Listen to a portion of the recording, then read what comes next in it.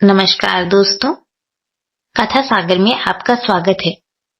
आज आप सुनेंगे विस्तास बुक की कहानी द टाइगर किंग गार्गी की आवाज में। दोस्तों, अगर कहानी पसंद आए तो प्लीज कहानी को लाइक करें और चैनल को सब्सक्राइब करें। टाइगर से मृत्यु होगी कि भविष्यवाणी कहानी की पूरी कथा का आधार है। यही कारण है कि उन्हें टाइगर किंग कहा गया।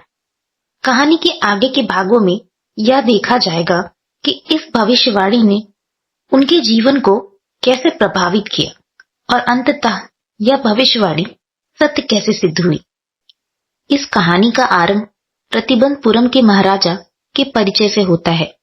लेखक ने उन्हें एक ऐसे ब्रेव, कॉन्फिडेंट और करेजियस व्यक्ति के रूप में प्रस्तुत किया है जो अपने नाम और उपाधियों से ही राजा के अद्भुत व्यक्तित्व और पराक्रम को प्रकट करता है। टाइगर किंग का यह उपनाम उनके जीवन की एक अनोखी घटना से जुड़ा हुआ है, जिसे कहानी में आगे बताया जाएगा। प्रतिबंधपुरम के महाराज इस कहानी के नायक हैं। उन्हें उनके पूरे नाम जमींदार जनरल, खिलेदार मेजर, सतवेग्र संहारी, महाराजाधिराज, विश्व भुवन सम्राट, सर जिलानी जंग बहादुर, एमईडी, एसीटीसी और सीआरसीके से पहचाना जाता है।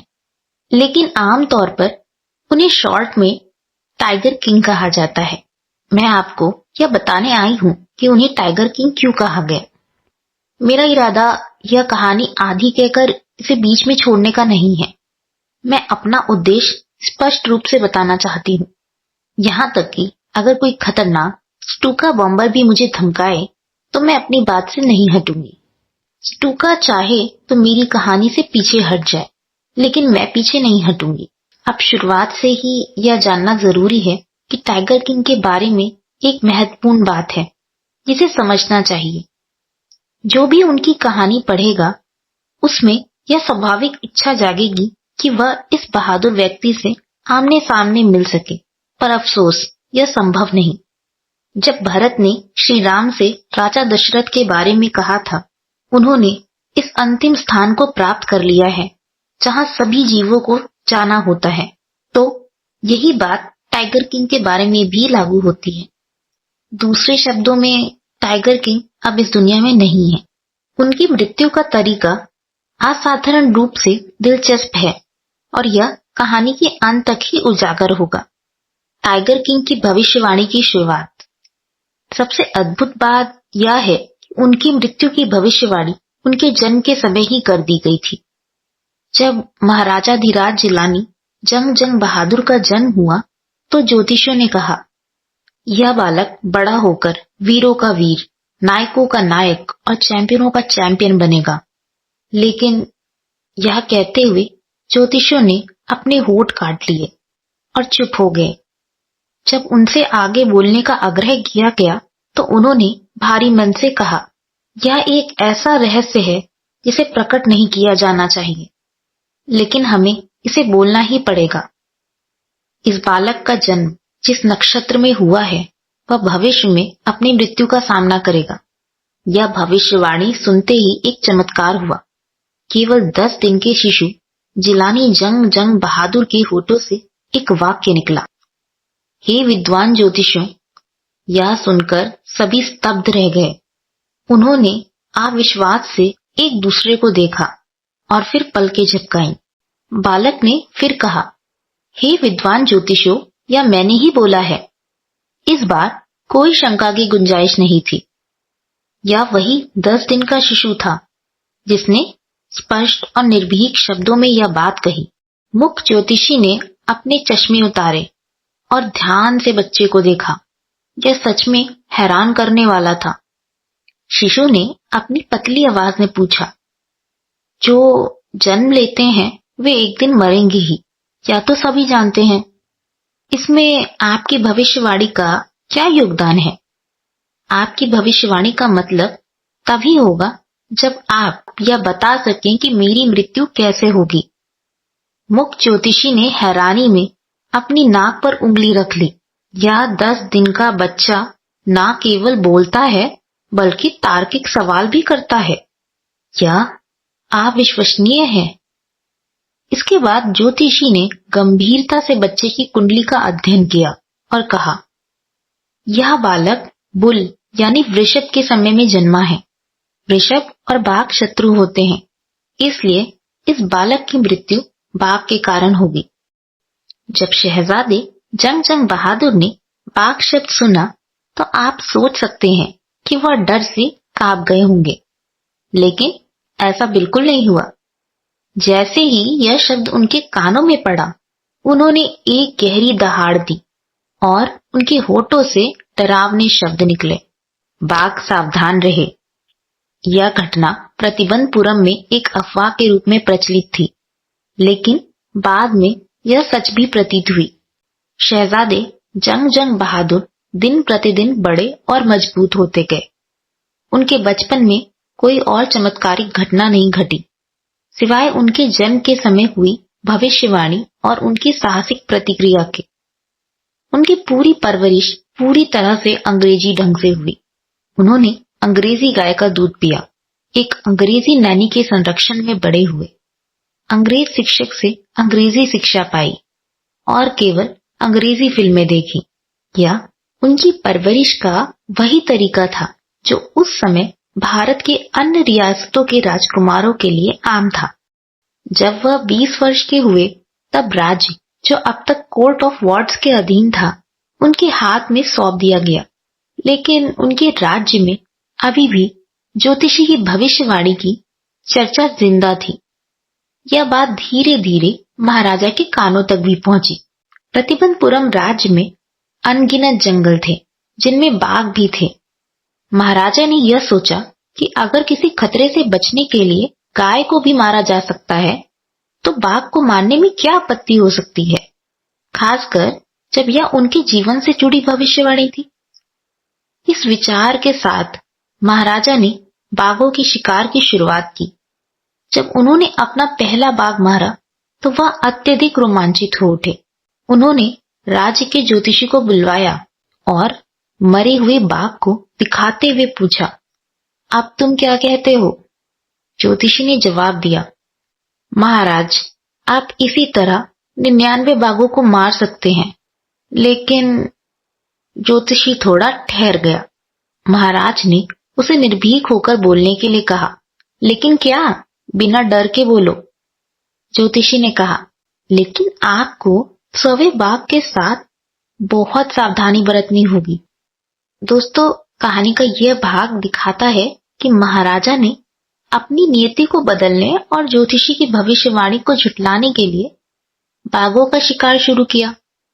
उनके साहसी स्वभाव और भाग्य को चुनौती देने की प्रवृत्ति को इस घटना ने उजागर किया। हालांकि ज्योतिषी का यह कहना कि 100वें बाघ से सावधान रहना कहानी में थोड़ा सा सस्पेंस बना देता है। तो चलिए जानते हैं आगे क्या होता है। महाराजा 100वें बाघ का सामना कर पाते हैं या नहीं, देखते हैं वो अपनी नीति बदल पाएंगे या नहीं। ज्योतिषी ने भविष्यवाणी की थी कि महाराजा की मृत्यु एक बाघ के कारण होगी। जब महाराजा ने पूछा कि अगर वह 100 बाघों का शिकार कर ले तो क्या होगा, ज्योतिषी ने कहा कि वह अपनी ज्योतिष की किताबें जलाकर और अपने बाल कटवाकर बीमा एजेंट बन जाएगा। इसके बाद महाराजा ने घोषणा कर दी कि राज्य में बाघों का शिकार सिर्फ वही कर सकते हैं। अगर कोई अन्य व्यक्ति बाघ को चोट पहुंचाने की कोशिश करेगा तो उसकी सारी संपत्ति जब्त कर ली जाएगी। महाराजा ने ठान लिया कि वह किसी भी अन्य कार्य को तभी करेंगे जब वह 100 बाघों का शिकार पूरा कर लेंगे। शुरुआत में उनका सफर अच्छा चला। कई बार उनके सामने खतरनाक परिस्थितियां भी आईं। कभी उनकी गोली बाघ को चूक जाती और बाघ उन पर झपटता, लेकिन हर बार महाराजा ने बहादुरी से बाघ को पराजित किया। एक बार एक उच्च ब्रिटिश अधिकारी ने प्रतिबंधपुरम का दौरा किया। वह बाघों का शिकार करने और उनकी तस्वीरें लेने का बहुत शौकीन था। उसने महाराजा से बाघ का शिकार करने की अनुमति मांगी, लेकिन महाराजा ने साफ इनकार कर दिया। उन्होंने मजाक में कहा, आप जंगली सुअर का शिकार कर सकते हैं चूहों का शिकार कर सकते हैं, यहाँ तक कि मच्छरों का भी शिकार कर सकते हैं, लेकिन बाघों का शिकार करना असंभव है। ब्रिटिश अधिकारी ने सचिव के माध्यम से महाराजा को संदेश भेजा कि उसे बाघ मारने की जरूरत नहीं है, वह केवल बाघ के शव के साथ तस्वीर खिंचवाना चाहता है। लेकिन महाराजा ने इस प्रस्ताव को भी ठुकरा दिया। उन्हें डर था कि अगर उन्होंने एक बार अनुमति दी तो अन्य ब्रिटिश अधिकारी भी बाघों के शिकार के लिए आ जाएंगे। महाराजा के इस इनकार से उनकी गद्दी छीनने का खतरा पैदा हो गया। उन्होंने इस समस्या पर अपने दीवान के साथ चर्चा की। अंततः महाराजा ने एक प्रसिद्ध ब्रिटिश आभूषण कंपनी कोलकाता से 50 महंगी हीरे की अंगूठियां मंगवाईं। सभी अंगूठियां उन्होंने ब्रिटिश अधिकारी की पत्नी को भेज दी। महाराजा को उम्मीद थी कि वह 1 या 2 अंगूठियां रखेगी और बाकी वापस कर देगी, लेकिन ब्रिटिश महिला ने सभी अंगूठियां रख ली और धन्यवाद का संदेश भेजा। इसके बाद महाराजा को 3 लाख रुपए का बिल मिला। महाराजा ने इसे खुशी खुशी चुकाया क्योंकि उन्होंने अपने राज्य को बचा लिया था। महाराजा का बाघों का शिकार जारी रहा और 10 वर्षों में उन्होंने 70 बाघों का शिकार कर लिया। लेकिन अचानक उनके मिशन में बाधा आ गई। प्रतिबंधपुरम के जंगलों में बाघ पूरी तरह समाप्त हो गए। यह अज्ञात रहा कि बाघों ने जनसंख्या नियंत्रण अपना लिया था, आत्महत्या कर ली थी या ब्रिटिश शिकारी के हाथों मारे जाने की चाहत में राज्य छोड़ दिया था। एक दिन महाराज ने अपने दीवान को बुलाया और कहा, दीवान साहब, क्या आपको पता है कि मेरी बंदूक से अभी भी 30 बाघों को मारा जाना बाकी है। दीवान महाराजा की बंदूक देखकर डर गया और बोला, महाराज, मैं बाघ नहीं हूं। महाराजा ने हंसते हुए कहा, तुम्हें बाघ कौन कहता है और तुम बंदूक भी नहीं हो। महाराजा ने आगे कहा, मैंने शादी करने का फैसला किया है। दीवान यह सुनकर हैरान रह गया। यह घोषणा इसलिए की गई क्योंकि महाराजा ने सोचा कि अगर वह ऐसे राज्य से विवाह करेंगे जहां बाघों की संख्या अधिक हो तो उनके बचे हुए 30 बाघों का शिकार पूरा हो सकेगा। यह घटना महाराजा के अजीबोगरीब और असाधारण विचारों को उजागर करती है। जब महाराजा ने देखा कि उनके राज्य में बाघ समाप्त हो चुके हैं तो उन्होंने अपने दीवान को आदेश दिया कि वह किसी ऐसे राज्य की राजकुमारी से उनका विवाह कराए जहां बाघों की संख्या अधिक हो। दीवान ने एक ऐसे राज्य की राजकुमारी से विवाह का प्रबंध किया जहां बाघों की भरमार थी। हर बार जब महाराजा अपनी ससुराल जाते तो 5-6 बाघों का शिकार करके लौटते। धीरे धीरे उन्होंने 99 बाघों का शिकार कर लिया। उनके महल के स्वागत कक्ष की दीवारें बाघों की खाल से सजी हुई थी, लेकिन अब उनका ध्यान केवल एक आखिरी बाघ को मारने पर केंद्रित था ताकि उनकी प्रतिज्ञा पूरी हो सके। जब 100वें बाघ की तलाश शुरू हुई तो यह मुश्किल हो गया। उनके राज्य में कोई बाघ नहीं बचा था। बाघों की संख्या इतनी कम हो गई थी कि एक बाघ खोजना जैसे बाघ का दूध पाना हो गया था। इसी दौरान एक गांव से खबर आई कि वहां भेड़ें गायब हो रही हैं। महाराजा ने घोषणा की कि उस गांव पर 3 साल तक कोई कर नहीं लगेगा और तुरंत शिकार पर निकल पड़े। हालांकि बाघ ने खुद को महाराजा के सामने आने से मना कर दिया। महाराजा के गुस्से और हठ ने राज्य के कई अधिकारियों की नौकरी छीन ली। जब भी बाघ का शिकार नहीं हो पाता, महाराजा अपना गुस्सा और बढ़ा लेते। दीवान महाराजा के क्रोध और राज्य की स्थिति को देखकर चिंतित हो गया। उसने मद्रास के पीपल्स पार्क से एक बूढ़ा बाघ मंगवाया। आधी रात को जब शहर शांति से सो रहा था, दीवान और उसकी बूढ़ी पत्नी ने बाघ को कार तक खींचा और उसे सीट पर ढकेल दिया। दीवान खुद कार चलाकर उस जंगल में गया जहां महाराजा शिकार कर रहे थे। जंगल पहुंचने पर बाघ ने सत्याग्रह शुरू कर दिया और कार से बाहर आने से मना कर दिया। दीवार ने बाघ को कार से बाहर खींचने और जमीन पर ढकेलने की पूरी कोशिश में खुद को पूरी तरह थका लिया। अगले दिन वही पुराना बाघ महाराजा के सामने आ गया और ऐसा दिखा मानो विनम्रता पूर्वक प्रार्थना कर रहा हो, मालिक, मुझे क्या आज्ञा है? यह देखकर महाराजा ने बहुत खुशी से सावधानी पूर्वक निशाना साधा।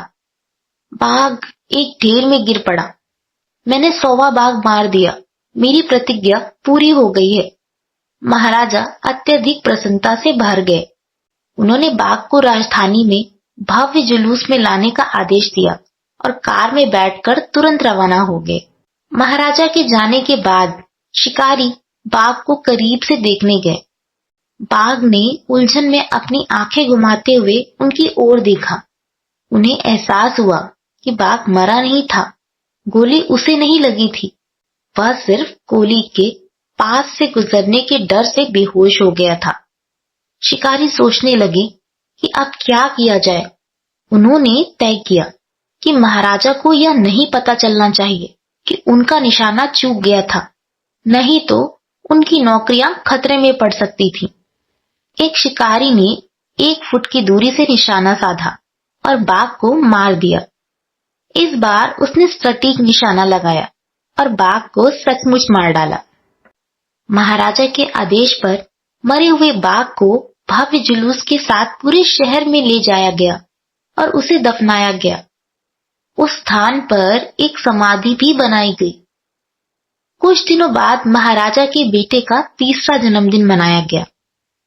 अब तक महाराजा पूरी तरह से बाघों के शिकार में व्यस्त थे और राजकुमार के लिए समय नहीं निकाल पाए थे। लेकिन इस अवसर पर उन्होंने अपने बेटे को खास तोहफा देने की सोची। इसके लिए उन्होंने प्रतिबंधपुरम के बाजार में हर दुकान खंगाल डाली। अंत में उन्हें एक खिलौने की दुकान में लकड़ी का बाघ दिखा, जो उन्हें सही उपहार लगा। यह लकड़ी का बाघ केवल 2.5 आने का था, लेकिन दुकानदार को पता था कि अगर उसने महाराजा को इतनी कम कीमत बताई तो उसे आपातकालीन नियमों के तहत दंडित किया जा सकता है।